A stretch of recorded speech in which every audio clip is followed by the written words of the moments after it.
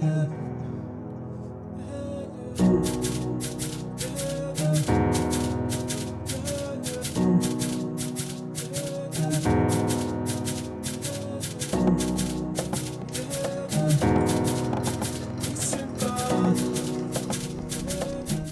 everybody, welcome back to another time with me on the show, Hot Seat with Simba. Like I promised you earlier on that I'm going to go to the ends of the earth to bring you the best of the best. Now in this case, there are some people that were born with a silver spoon in their mouth, but my guest today was born with an HB pencil in his mouth. Ladies and gentlemen, it's Hot Seat with Simba. Don't go anywhere as I go get my guest.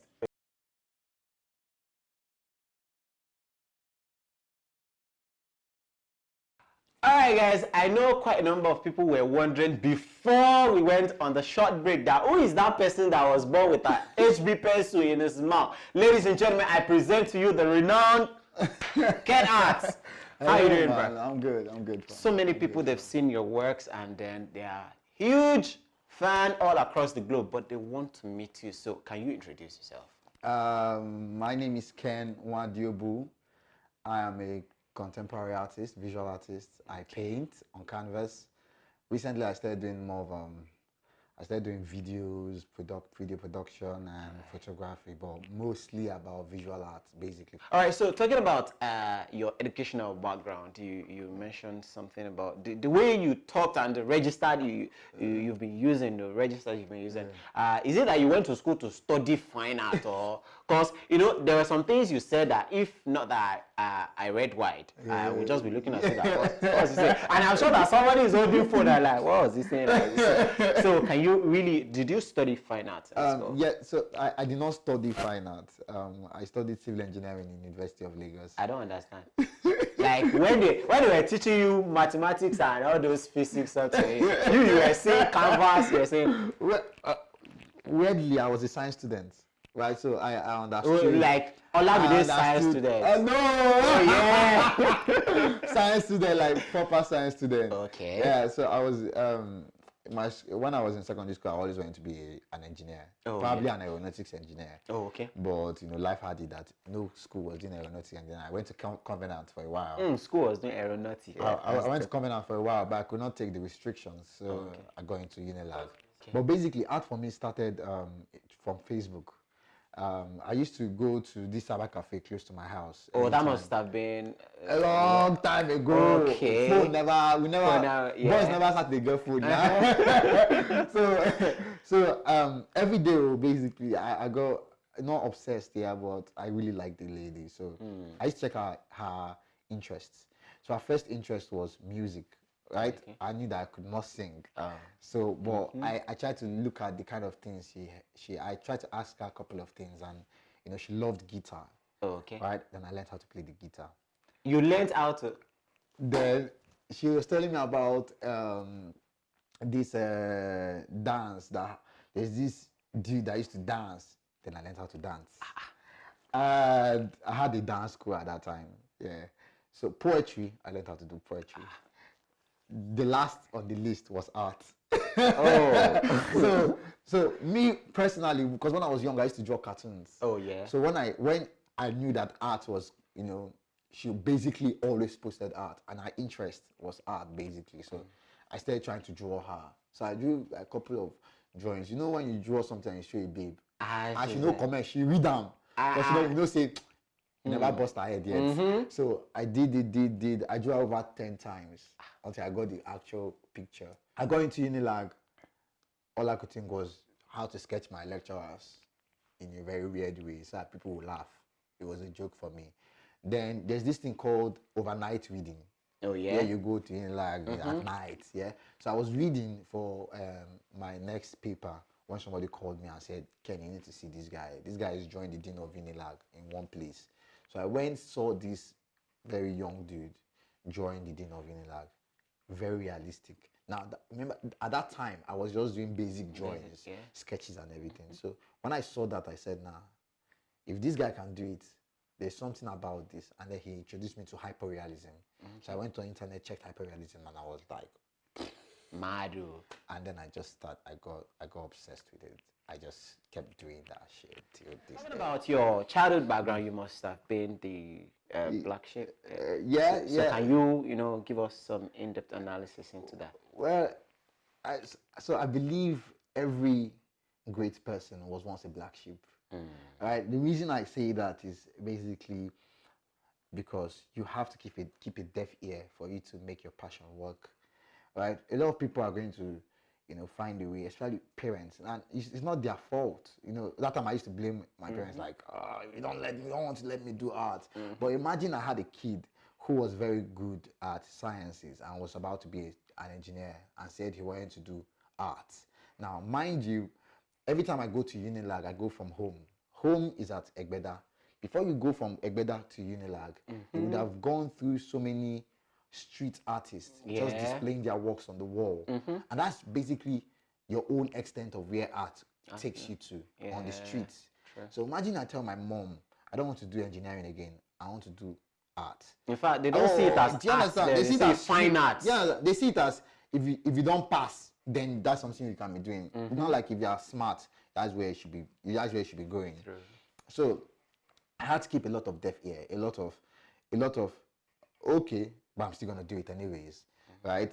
A lot of, yeah, I get you, but I'm still gonna find a way to draw. Do you understand? Yeah. A lot of, yeah, I don't do well in school. Okay. But I'm still going. There was still a way that I always made my passion satisfy me. Okay. Right, and that was my point. That was my goal. And I remember when I was doing Burna Boy's album cover, I was having my exams. Oh. The same time, and I knew when he was about to release the album, and he gave me a deadline. So it was basically from home to school, exams, come back, work, to school, exams. And imagine your parents know that you're writing exams and you're drawing. So I had to sneak the work in certain places, in the restroom, in the parlor, in the room, just so that I can finish the work. And the work was quite big. It was almost on life size.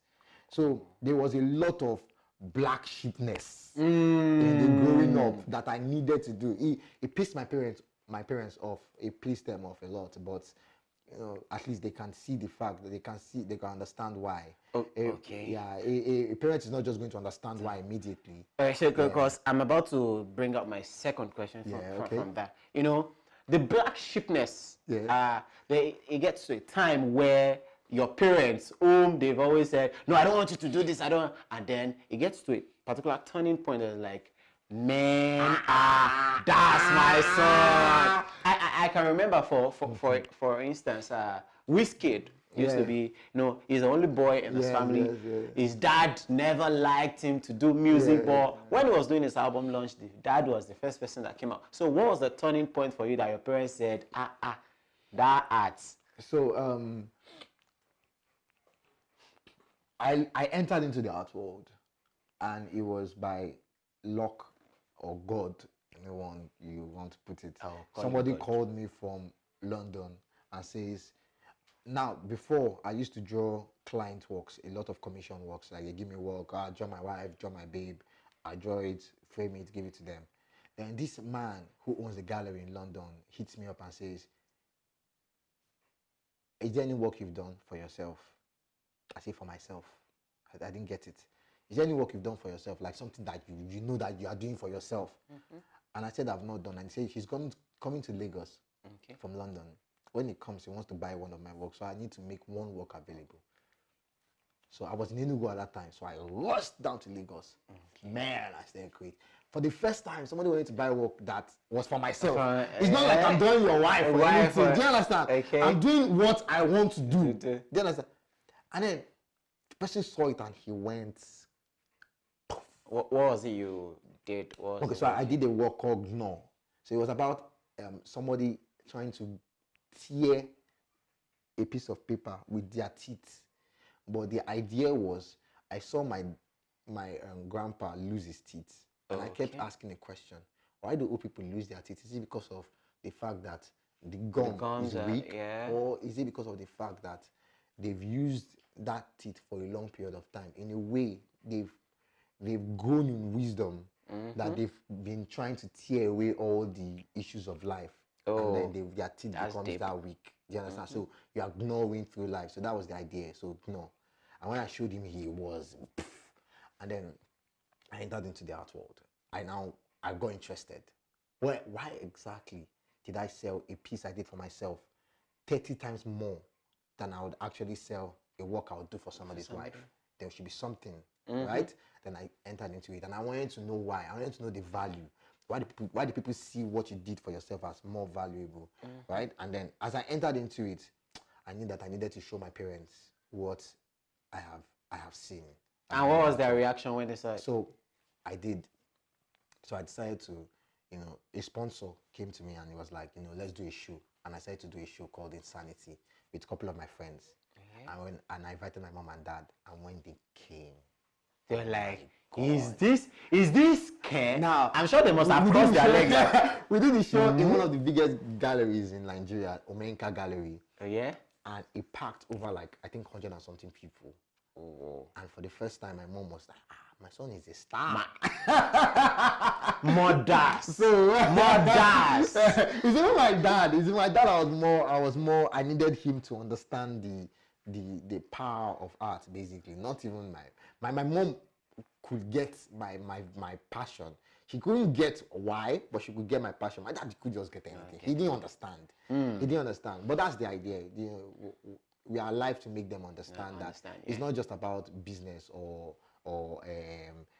engineering or medicine or law, right? There are other professions that can actually make. All right, so to wrap up the show, if you had not been a visual artist or a chemical engineer by training, what would you have been? Think about it very well. Because you look like a footballer. Like, well, looking at you like you are wearing Nigeria jersey. It's just short and boots, guys. Styling. It's just short and boots. Okay, yes. So I could have stayed writing. I could have been a writer. Writer. And, at that time too, I had a flair for basketball. Basketball. I was short, yeah. So nobody actually put me on. I used to play basketball in my secondary school, and I was bad. All right, so you just successfully put yourself on the spot. I have a ball and a basket. So the idea of the show is after, chatting with you, getting your audience to know more about you, I get to put you on the hot seat. I can feel that. I can feel the steam coming from There's no steam. Because, I'm about to put you on the spot. So we're going to do a challenge. I'll put a basket somewhere here. Okay. And I'll give you a ball. And you'll make 3 shots. No, 2 shots. Because in basketball, the shot, what do they call that thing? The free shot. Free shot, is 2. It's 2. Yes, 2 points. So if you miss it, just forget the career. The whole world is looking at you now. His career as a basketball is on the line, on the hot seat with me.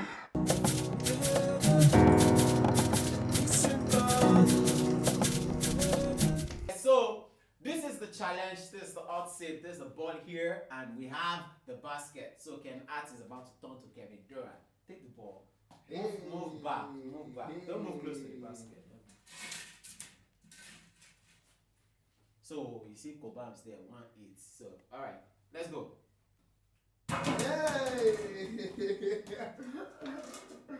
You know what they say about no face, no case. No shot, no go. Basketball, your career is on the line. You see the way I'm bouncing your basketball career? Thank God I'm an assist. See small thing. Is that how to throw? Case close. Is that how to throw? What is that? No, we didn't say how to throw. Come on. Ladies and gentlemen, this is the hot seat with Simba, and my guest right here with today is Ken Hart. So he's a visual artist. So I can play to those teams. Alright guys, so till I come your way, same time, same channel. Don't miss next episode because I'll be bringing you and everything. Till then, come your way, there's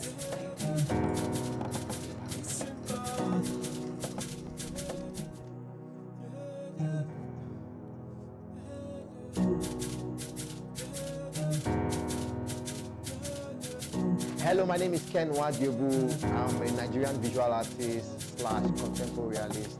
And shout out to Media Creative Agency.